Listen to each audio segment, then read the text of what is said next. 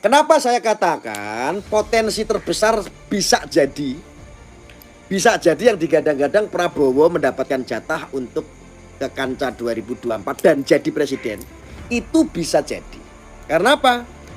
Prabowo sudah bersih dan lepas dari kelompok-kelompok itu semenjak Prabowo dijabat sebagai Menteri Pertahanan.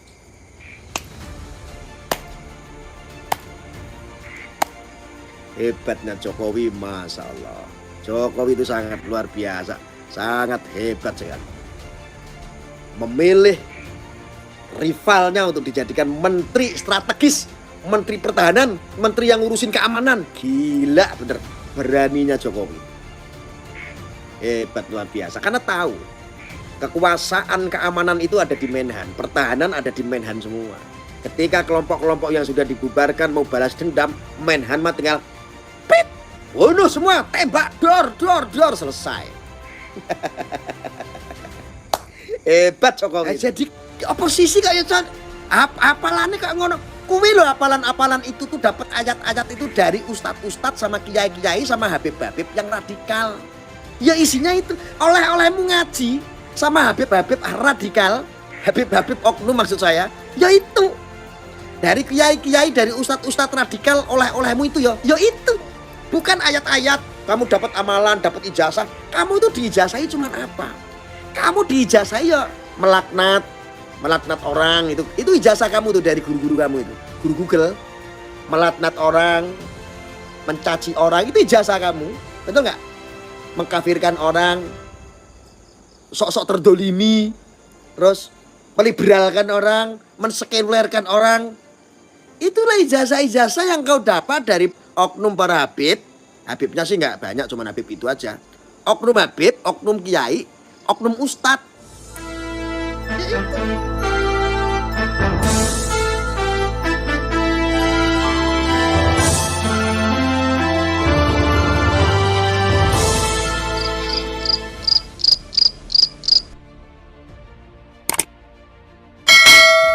Kelompok-kelompoknya Sugi Nur, kelompok-kelompok HTI. Kalau ke Pak Prabowo, Pak, itu sudah nggak mungkin karena mengecap Pak Prabowo ini sebagai pengkhianat.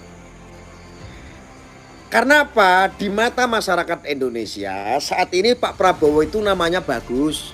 Bagusnya karena mau berkhianat kepada kelompok-kelompok pengkhianat bagi bangsa negara, yaitu kelompok-kelompok Islam garis keras. Nah ini saya kasih tahu.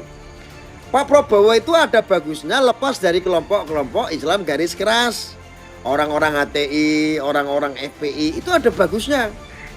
Yakin kalau seandainya Pak Prabowo ini mencalonkan untuk jadi presiden, 2024 bisa jadi Pak Prabowo melejit. Banyak yang merangkul karena apa? Apa yang mau diragukan terhadap Pak Prabowo? Posisi strategis sebagai Menhan sudah diemban sebaik mungkin. Kalau katakanlah Pak Prabowo ada isu mau makar, nggak mungkin. Kalau makar sudah dilakukan dong. Kalau Pak Prabowo mau makar sudah dilakukan, beliau itu punya pasukan kok di seluruh Indonesia. Kecil bagi Prabowo itu kalau mau makar. Ya bagusnya karena Pak Prabowo tidak dirangkul oleh kelompok-kelompok itu. Dari dulu saya sudah bilang, kekalahan Pak Prabowo itu karena mereka. Kelompok-kelompok Islam garis keras, percayalah sama saya. Dan gak mungkin lagi kelompok mereka masuk ke kubunya Prabowo itu. Kalau penglihatan saya tidak mungkin karena apa? Dianggapnya kelompok mereka, Prabowo itu mengkhianati mereka. Lo berkhianat sama kelompok-kelompok Islam garis keras ya, bagus. Itu benar lu. Anies saja itu ini nanti ditumpangi oleh kelompok-kelompok itu. Mulai dari ex-FPI, ex-HTI itu mencroknya ke Anies semua. Karena memang tidak ada tempat lagi selain Anies. Jadi tidak ada pilihan. Tidak ada pilihan sama sekali. Pak Prabowo tidak mungkin, adanya ya di Anies itu. Lah kekalahan Anies itu dari mana? Ya karena berkumpul sama kelompok-kelompok itu. Yang menghalalkan segala cara, yang gampang mempolitisasi agama, yang gampang menggunakan politik identitas. Bahkan Anies sendiri dicap sebagai bapak politik identitas. Itu kan bahaya.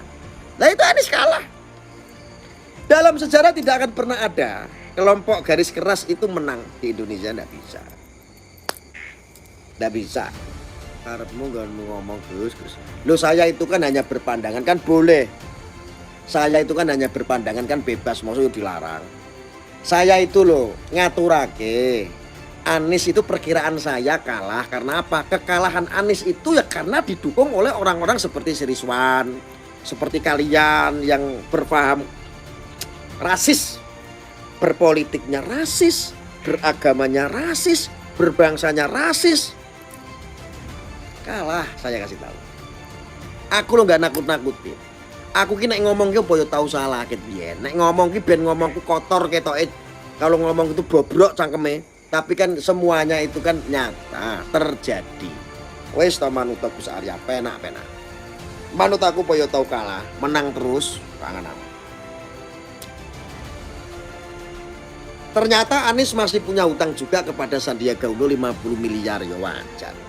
Namanya juga randi duit di sini. Dua komennya saiki pengangguran. Lah, kenapa saya katakan potensi terbesar bisa jadi yang digadang-gadang Prabowo mendapatkan jatah untuk ke kancah 2024 dan jadi presiden. Itu bisa jadi. Karena apa? Prabowo sudah bersih dan lepas dari kelompok-kelompok itu semenjak Prabowo dijabat sebagai Menteri Pertahanan.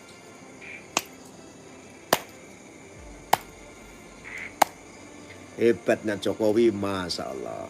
Jokowi itu sangat luar biasa, sangat hebat sekali.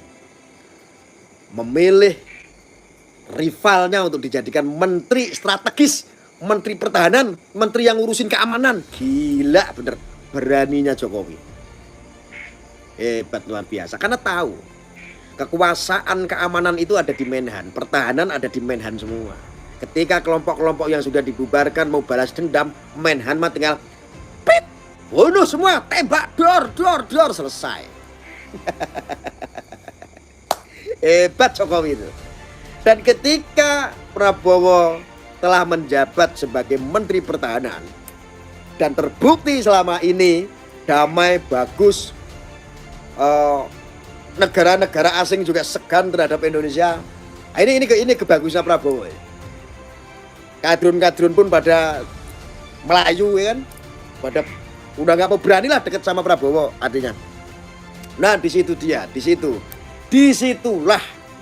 akhirnya saya yakin bahwa ini Prabowo sudah bersih dari kelompok-kelompok itu.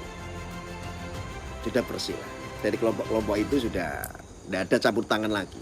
Jadi ketika nanti Pak Prabowo itu nanti Pilpres 2024 calon ya, saya hakul yakin yang menjago adalah orang-orang yang berpatriot tinggi terhadap bangsa negara, berjiwa besar, orang-orang yang tangguh, orang-orang yang nasionalis, orang-orang yang religius, orang-orang yang merdeka, orang-orang yang moderat.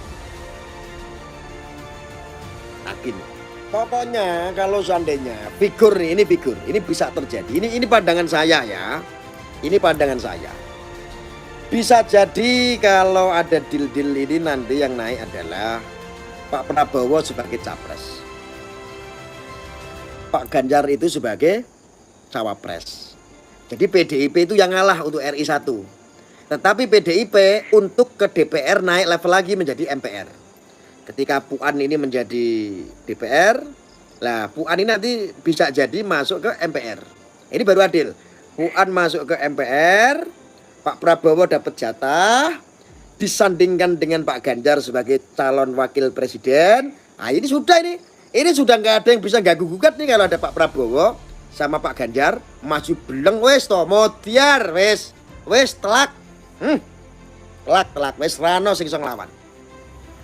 Garis lurus ke jurang ngabeh pada bunuh diri berjamaah ngendat wes to manut aku. Wong kabeh aja ngendat. Ya.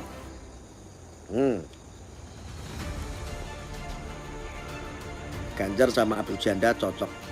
Wes to wes move on.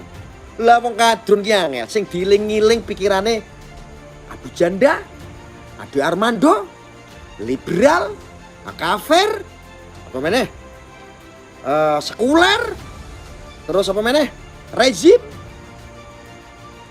Mbok yo jadi oposisi itu yang pinter, yang cerdas, yang religius.